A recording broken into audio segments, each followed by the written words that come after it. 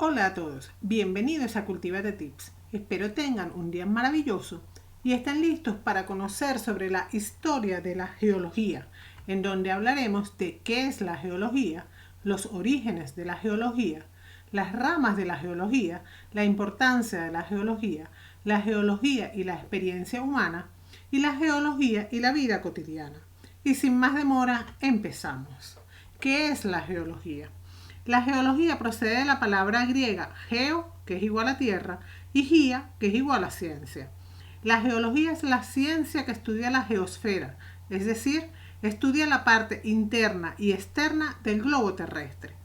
Entre los estudios de la geología tenemos el estudio de las partes y materiales que componen la geosfera, su mecanismo de formación, los cambios o alteraciones que ésta ha experimentado desde su origen y la estructura y textura que tiene en su actual estado. Todo comienza con los primeros homínidos, ya que en su evolución han estado ligados a la tierra y a las rocas.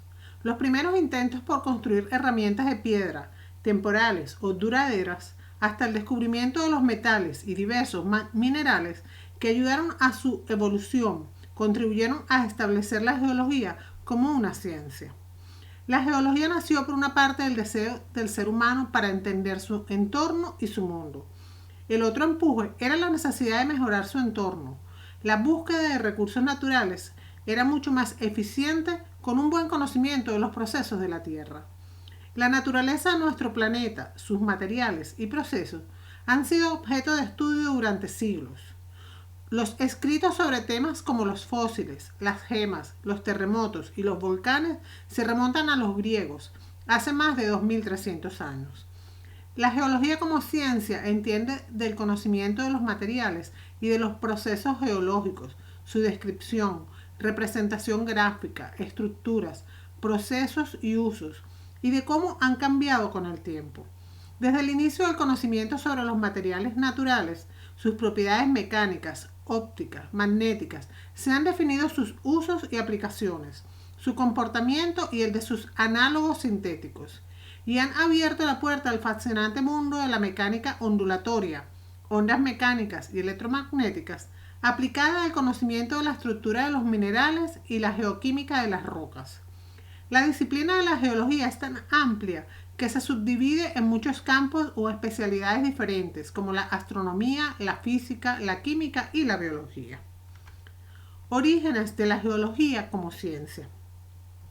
Las huellas reconocidas más antiguas del contacto del hombre con la materia rocosa datan del Paleolítico, hace aproximadamente 500.000 a 1.000.000 de años. Este contacto entre el hombre y la materia rocosa dio lugar a lo que se conoce en África como la Pebble Culture, cultura de los guijarros. Entre los guijarros más empleados por el hombre se encontraron, y aún se emplean, aquellos del tipo de las silets, shale o pedernal, todos materiales silíceos de gran dureza, la obsidiana y el jaspe. En el Neolítico, el hombre utiliza la piedra para diversos fines, especialmente el de moler. Formalmente se desarrolla la primera mina de sílex en lo que actualmente es Polonia. Hace aproximadamente unos 6.500 años, con el descubrimiento del cobre y el estaño en la edad de piedra, se da lugar a la edad de los metales, un salto gigantesco para la humanidad. Mediante el empleo del fuego se consiguen fundir y mezclar el cobre y estaño para dar origen al bronce, el cual adquiere tanta importancia por su relativa dureza que da lugar a la edad del bronce. Pronto irrumpirá el hierro, que posee mayor dureza que el bronce. Hace 2000 años los chinos descubren cómo explotar un yacimiento de sal por medio de sondeos, hecho este que se conocerá en el Nuevo Mundo 20 siglos después. Por primera vez, los clérigos egipcios interpretan algunos sucesos geológicos que ocurren con periodicidad astronómica. 20 siglos después, el investigador Milankovitch formularía sus ideas al respecto de los ciclos astronómicos y su vinculación con cambios en las condiciones naturales del planeta. Por otra parte, los clérigos egipcios observan conchillas fósiles marinas en los cerros que bordean al río Nilo y concluyen que, antiguamente, el mar se extendía sobre esos sectores ahora elevados. Es el primer ejemplo de interpretación científica en la historia de la geología.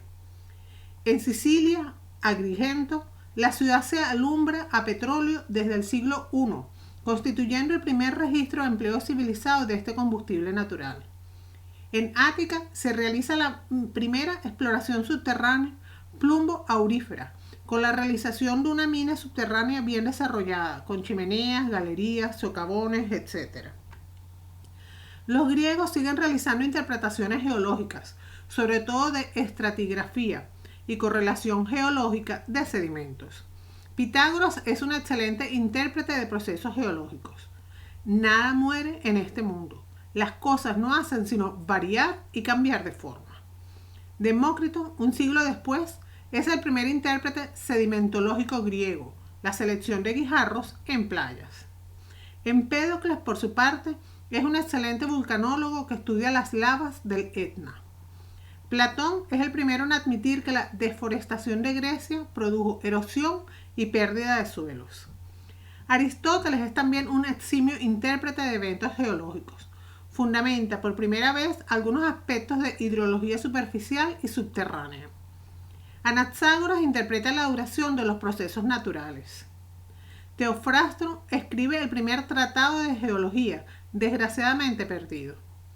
Erastóstenes realiza la primera medición de un arco de meridiano entre Alejandría y Asuán, el primer mapa con coordenadas donde se distinguen las zonas glaciales, templadas y tropicales, el primer estudio de las mareas y consideraciones sobre la extensión de los continentes. Estrabón es un excelente intérprete y supone que el Vesubio es un edificio, cono volcánico. Heródoto interpretó varios aspectos de geomorfología del río Nilo y sus materiales, limos, como su origen y procedencia. Entre los pensadores romanos más destacados vinculados con las ciencias de la tierra pueden citarse a Lucrecio, Virgilio, Horacio, Oviedo, todos caracterizados por realizar interpretaciones de los procesos naturales, aunque sin alcanzar la agudeza conceptual del pensamiento egipcio y griego. Los chinos fabrican la porcelana con la arcilla caolinita, colectada en la colina de Caolín en el año 200 a.C. En el siglo VI y VII emplean la pólvora y en el 940 se preconiza el uso del petróleo. Estas pocas referencias nos indican que la cultura china debió ser muy próspera en las interpretaciones geológicas y sobre todo fueron prácticos y a la vez técnicos.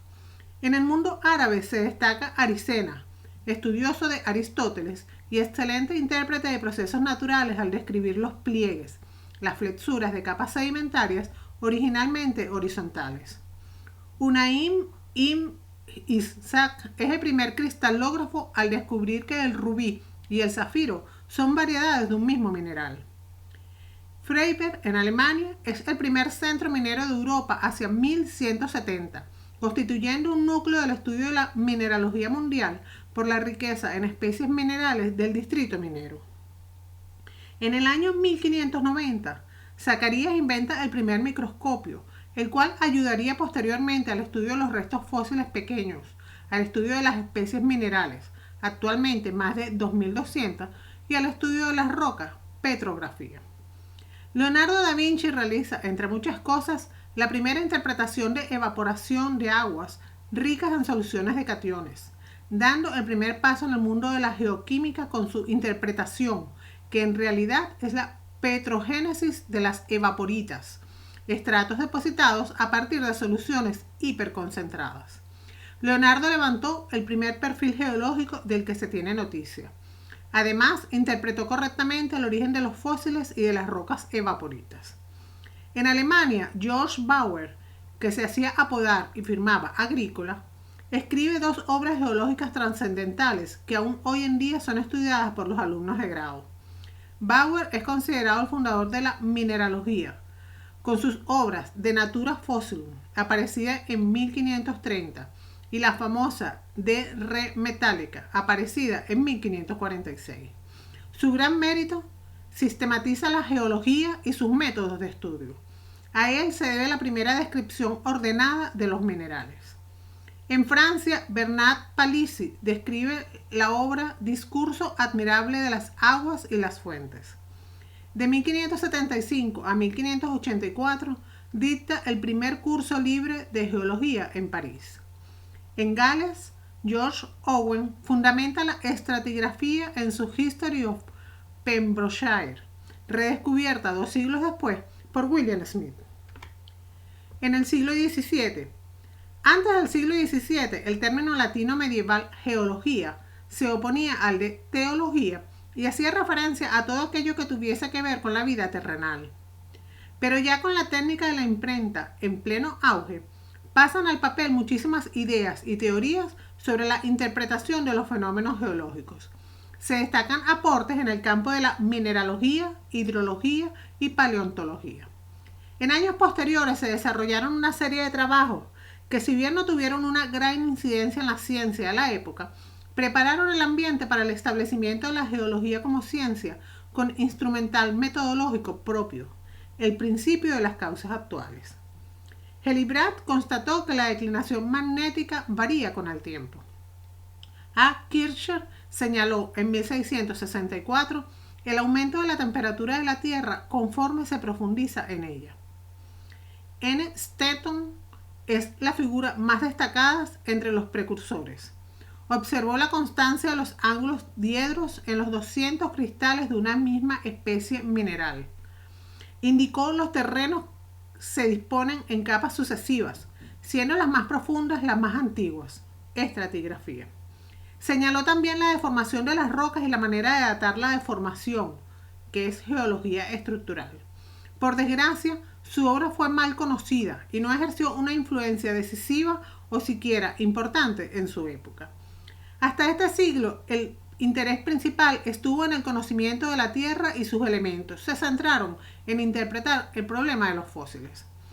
Por citar un último caso, en su obra Protogea en 1680, Leibniz intentó reconstruir los posibles inicios de las rocas. El siglo XVIII. En el siglo XVIII, respecto al tema de los fósiles, se discutió la posibilidad de que fuesen especies extinguidas que posteriormente se petrificaron. Se consideró una hipótesis antigua tomada de los griegos, según la cual los fósiles procedían de semillas o gérmenes que se desarrollaban, dando lugar a los fósiles. En este siglo son mayores los avances. Surgieron las primeras especulaciones acerca del origen de la Tierra, su estructura interna y la formación del relieve terrestre, de las cuales hablaremos en el video de la historia geológica de la Tierra. La geología comienza a constituirse como ciencia propia e independiente en la segunda mitad del siglo XVIII, debido a la difusión definitiva del principio de las causas actuales, o como se denominó posteriormente, uniformismo, que constituye el principal instrumento metodológico del conocimiento geológico. Es la época en que von Zittel denominó época heroica de la geología. En 1778, Deluc empleó por primera vez el término geología, que definió luego en sucesivas obras. W. Smith es considerado como el fundador de la estratigrafía. Fue el primero en intentar datar las capas sedimentarias y correlacionarlas en base a los fósiles contenidos en ellas.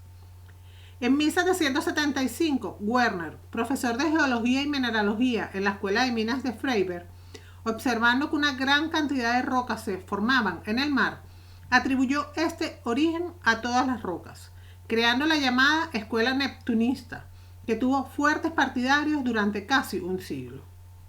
La geología moderna nace con James Hutton, quien suministró a la misma un esquema dinámico, representando en esta ciencia el mismo papel que Newton en astronomía o Darwin en biología. En su obra describe los dos posibles orígenes de las rocas. Pero la gran aportación de Hutton a la geología fue el llamado principio de uniformismo. En toda su obra intentó explicar el estado actual de la Tierra, partiendo de la hipótesis de que las operaciones en la naturaleza han sido y son hoy todavía iguales y regulares. La naturaleza es siempre la misma. Sus leyes son eternas e inmutables. Siglo XIX. En el siglo XIX había la tendencia de identificar al catastrofismo con la ortodoxia y el uniformismo con la herejía. Esta situación produjo incluso enfrentamientos personales dentro de una fuerte discusión que se prolongó durante todo el siglo XIX y que aún subsisten problemas que no han sido resueltos. A mediados del siglo XIX, la geología estaba dotada de métodos propios y de un cuerpo de doctrina coherente, basada principalmente en la obra de Hutton y en la de Charles Lyell, cuya obra Principles of Geology en 1831 puede considerarse como el primer tratado moderno de geología.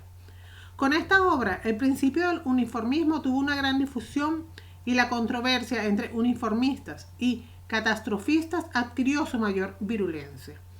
En 1847, Joaquín Ezquerra del Valle tradujo lo que fue el primer tratado de geología en castellano, que fueron los elementos de geología de Lyell, escritos en principio como suplemento a sus principios de geología.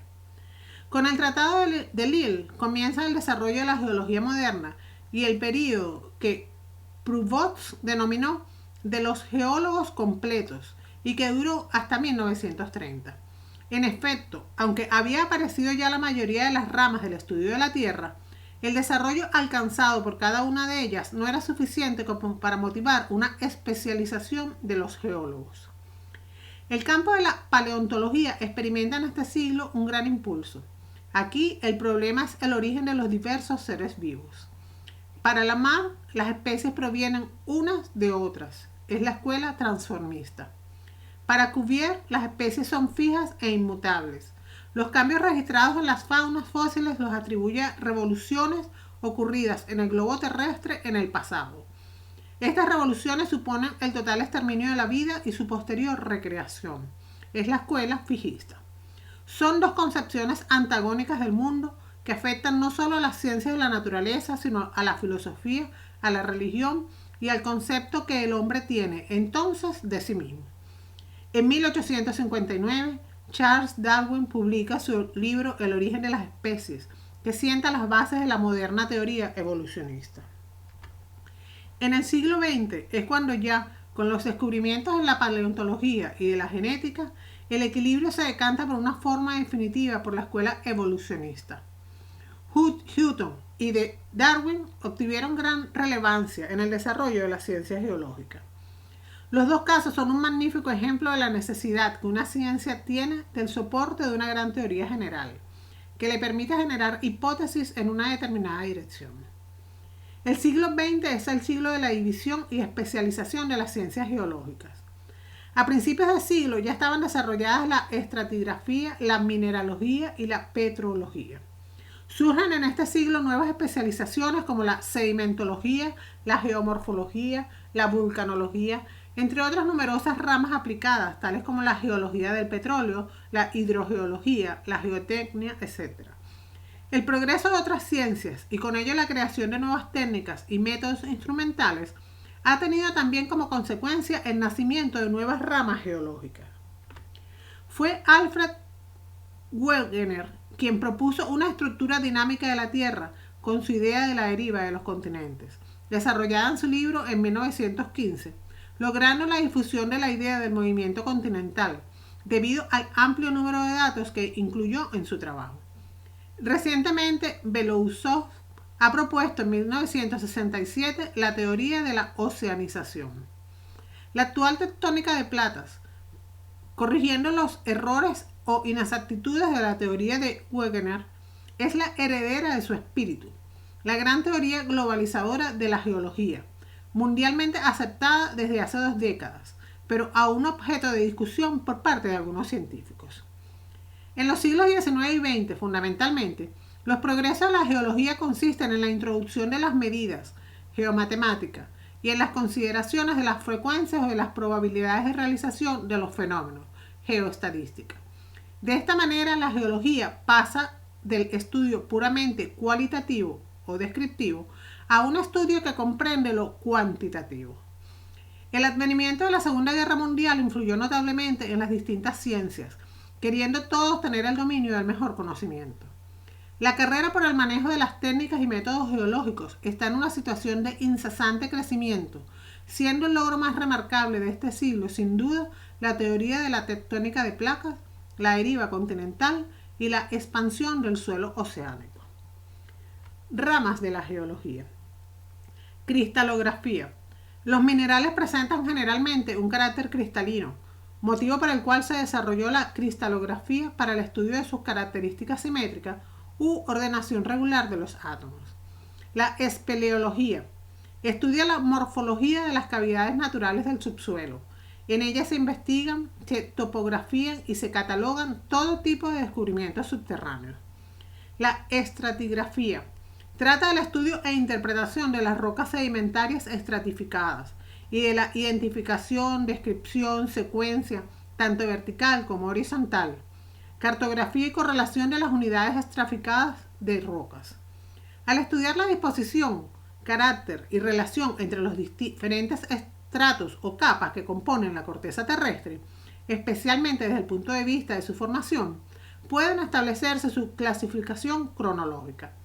Dado que esta rama precisa conocer la antigüedad de los materiales, así como su orden de superposición, recurre a la petrografía y paleontología como apoyo permanente. Geología del petróleo. Técnicas exploratorias para seleccionar las mejores oportunidades o plays para encontrar hidrocarburos, petróleo y gas. Geología económica. Se encarga del estudio de las rocas con el fin de encontrar depósitos minerales. La explotación de estos recursos es conocida como minería. Geología estructural. Se dedica a estudiar la corteza terrestre, sus estructuras y su relación en las rocas que las contienen. Estudia la geometría de las formaciones rocosas y la posición en que aparecen en superficie. Gemología es la ciencia, arte y profesión de identificar y evaluar las gemas, aquellas rocas o minerales que se usan para uso decorativo o adorno personal. Geología histórica. Trata de los sucesos y variaciones de la Tierra en el pasado. Del estudio cuidadoso de las rocas se extraen los datos necesarios para conocer las circunstancias geográficas, climáticas, faunísticas, florísticas, etc., que se han ido sucediendo en el planeta. Divide el tiempo en eras y estas en períodos, épocas y edades. Geología planetaria. También llamada astrogeología o exogeología, trata de la geología de los cuerpos celestes, planetas y sus satélites, asteroides, cometas y meteoritos. La geodinámica o geología dinámica estudia las transformaciones que se manifiestan tanto en el interior, geodinámica interna, ejemplo de los seísmos y volcanes, como en la superficie terrestre, geodinámica externa, tales como agua, hielo, viento, atmósfera, etc. Las fuerzas internas que dan lugar a las erupciones ígneas hacia el exterior son estudiadas por la vulcanología, mientras que las que desembocan en movimientos sísmicos o terremotos pertenecen a la sismología. Geomorfología. Tiene por objeto la descripción y la explicación del relieve terrestre, continental y marino, como resultado de la interferencia de los agentes atmosféricos sobre la superficie terrestre. Explica las diferentes formas que adopta el relieve terrestre y los factores que lo determinan. Geoquímica. Rama de la geología que estudia la composición y el comportamiento químico de la Tierra, determinando la abundancia absoluta y relativa de los elementos químicos en el globo terráqueo. Geofísica.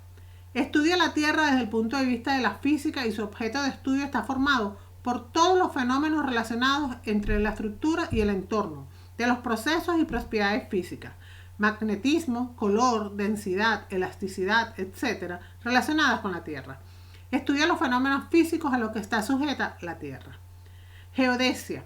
Estudio y determinación de las formas que presenta la superficie terrestre. Actualmente, la geodesia permite calcular las coordenadas exactas de cualquier punto de la Tierra, así como las distancias entre dos de ellos. Hidrogeología.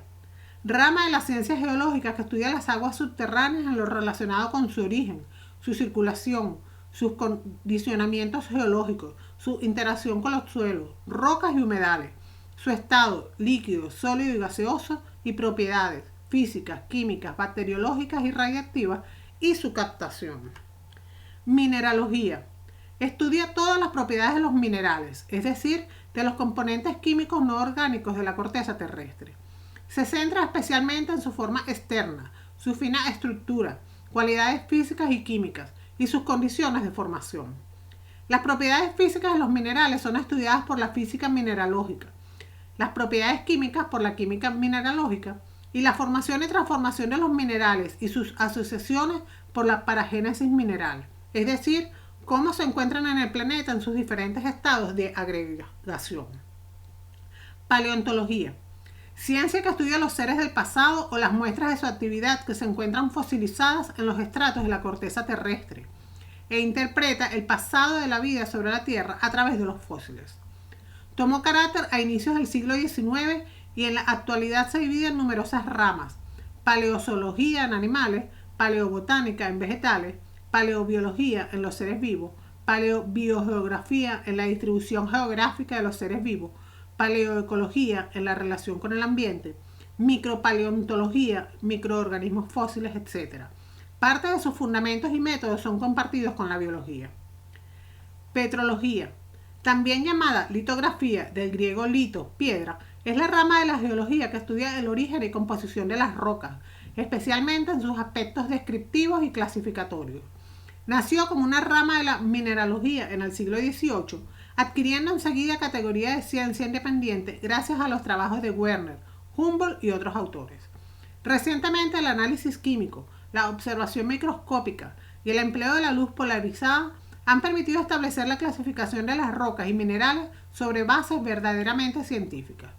Estudia las propiedades físicas, químicas, mineralógicas, espaciales y cronológicas de las asociaciones rocosas y de los procesos responsables de su formación. Sedimentología, que se encarga de estudiar los procesos de formación, transporte y depósito de materiales que se acumulan como sedimentos en ambientes continentales y marinos y que normalmente forman rocas sedimentarias.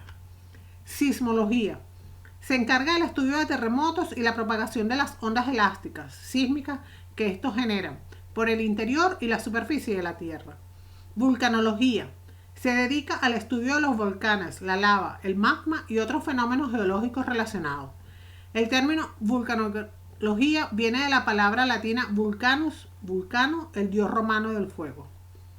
La tectónica estudia las dislocaciones y deformaciones mecánicas de la corteza terrestre, tanto para conocer la estructura y configuración actuales de la misma como las que pudo tener en épocas remotas, e intenta averiguar los procesos que la han causado. Geotecnia, ciencia aplicada a la geología en la industria de extracción de minerales, agua, etc. Importancia de la geología. Casi todos los aspectos de la geología tienen alguna relevancia económica y ambiental. Muchos geólogos se dedican a la exploración de recursos minerales y energéticos. Utilizan su conocimiento especializado para localizar los recursos naturales en los cuales se basa nuestra sociedad industrializada.